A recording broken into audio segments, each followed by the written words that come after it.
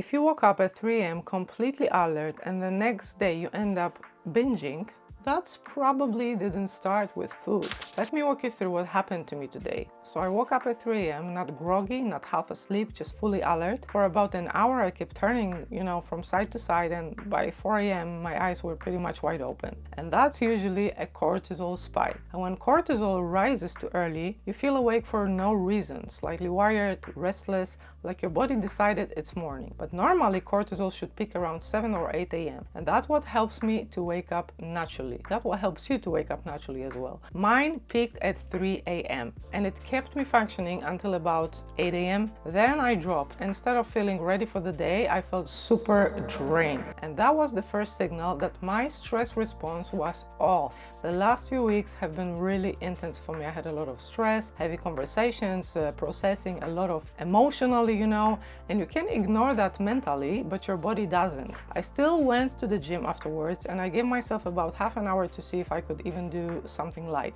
I couldn't. No strength, no drive. I was moving from machine to machine out of habit more than energy really. So I stopped, okay? I went home. I laid in the bed next to my partner and I just felt like I needed a hug. Simple, right? But when it didn't happen in the way I hoped for that moment, I felt disappointed. Not huge, but just a small drop in the connection. And when you're sleep deprived and your stress hormones are elevated, your threshold is lower.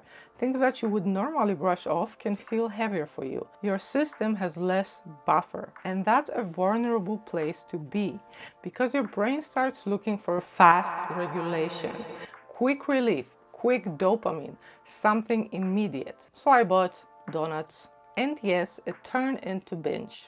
Afterwards, I was obviously completely tired because once stress energy burns through, your body pays for it. Here's the pattern most people miss. The binge didn't start at the bakery for me. It started at 3 a.m. Poor sleep, early cortisol spike, accumulated stress, emotional sensitivity, and possibly THC increasing appetite and lowering my impulse control. So when you stack those together, decision making changes, all right? And it's not about suddenly lacking a character or just not having enough of willpower. It's about a system under a strain. And after something like this, the instinct is to restrict, overtrain, make up for it, or just simply be harder on yourself. But that reaction keeps the stress loop alive, my friend. What actually needs to happen is stabilization. Return to regular meals. Sleep earlier the next night. Lower stimulation for the day. Reduce the input. You don't correct dysregulation by adding more stress. You reduce load